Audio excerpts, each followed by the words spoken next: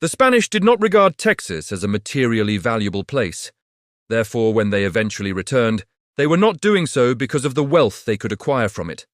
Instead, it was French exploration and settlement that will renew Spanish interest in the region. Rival nations like England and France were growing uneasy with Spain's greater wealth and power. They would raid Spanish possessions while establishing settlements of their own. What brought about new interest in Texas was the Frenchman Robert La Salle's colony. He was born in 1643 and joined the Jesuit order as a novice.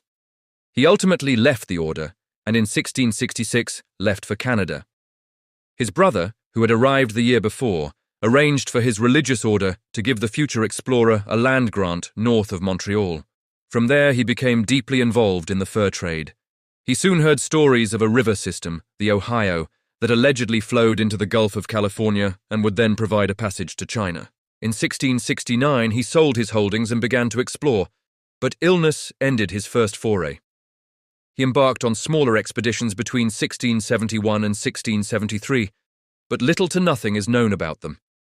In 1673, a new governor of New France became an important patron.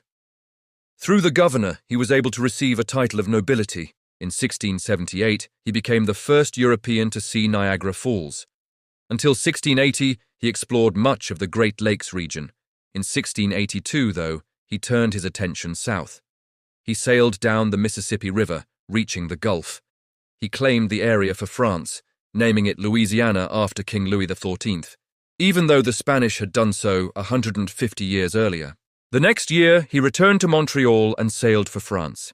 He received permission from the king himself to establish a colony in the Americas. He aimed for the mouth of the Mississippi.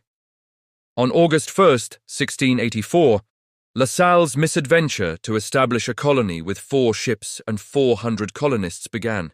He lost one of the ships to the Spanish. At the time, France and Spain were at war, so he intended to use a colony as a base for attacking Mexico, harass Spanish shipping, and even help limit the English settlement's expansion. Ironically, 2 weeks after he set sail, the war had ended.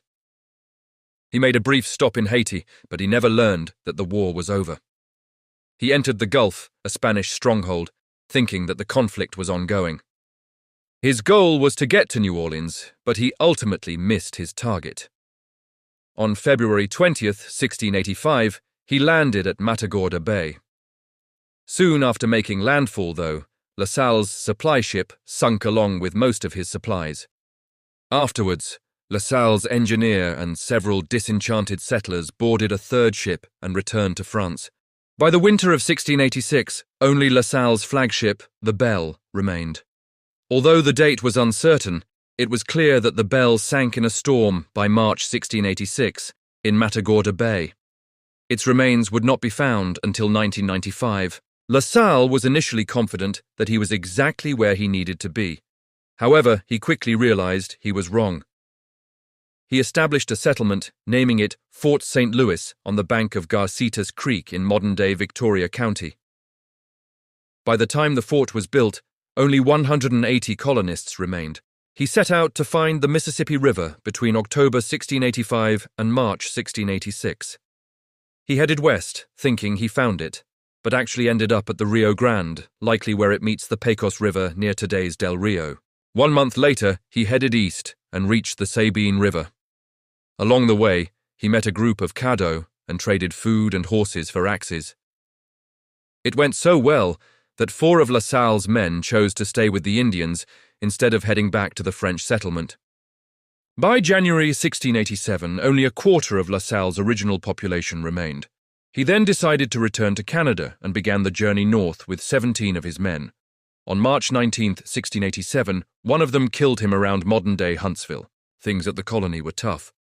Just 6 months after the French arrived, over half the original settlers were gone. They fell victim to disease, harsh weather, bad food, or exhausting work. La Salle's last journey left behind 23 men, women, and children living in 6 rough shelters. They had to take care of themselves for 2 long years, waiting for La Salle to come back or for someone to rescue them. But that help never showed up.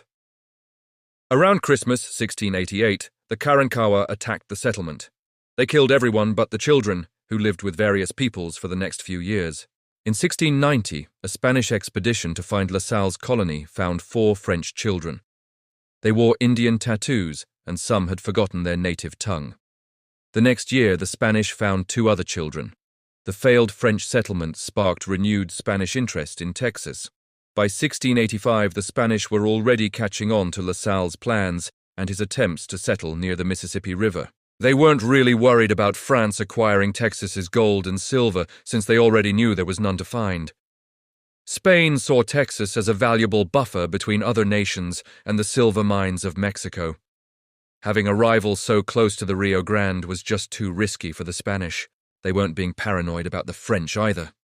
Part of La Salle's proposal for a colony was the possibility he could take New Spain for France. Between 1686 and 1689, the Spanish would send 11 expeditions, 6 by land, 5 by sea, to find the French settlement.